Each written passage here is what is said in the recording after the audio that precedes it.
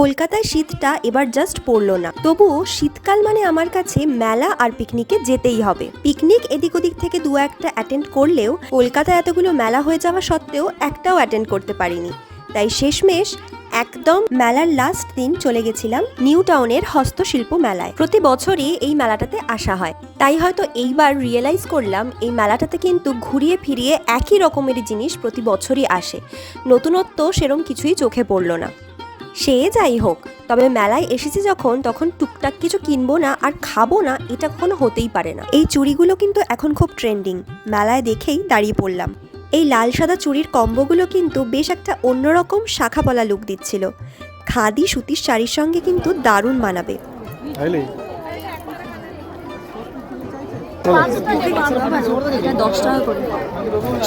আমি 40 টাকা ঠিকই বলেছিলাম। মেলায় একটু আধটু এরকম হয়েই থাকে, ও কিছু নয়। চলুন দেখি এবার এদিকে কি আছে। এই ফ্যাব্রিক করা কফি মগগুলো কিন্তু খুব সুন্দর লাগছিল। ভালো কাপ তুলেছো তো। অনেকদিন ধরেই ঘরের জন্য একটা টেবিল ল্যাম্প কেনার খুব ইচ্ছা ছিল।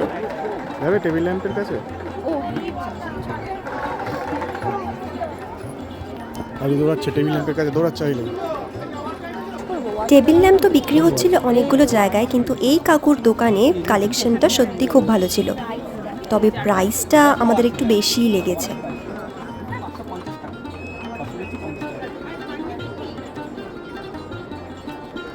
কেনাকাটা তো হলো, কিন্তু এবার একটু পেট পুজো হবে না, সেটা আবার হয় নাকি?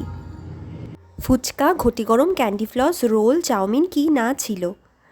আমরা সব কিছুই অল্প অল্প করে ট্রাই করেছি, কিন্তু কোনো কিছুরই ছবি নেই, কারণ আমরা খাওয়ার সময় এতটাই ইনভলভ হয়ে পড়েছিলাম যে শুটিং করাই হয়নি। যাই হোক, এবার মেলা দেখে বাড়ি ফেরার পালা। আমাদের আজকের মেলা সফর এইটুকুই। তোমরাও জানিও তোমরা শীতকালে কোথায় কোথায় মেলা দেখতে গেলে।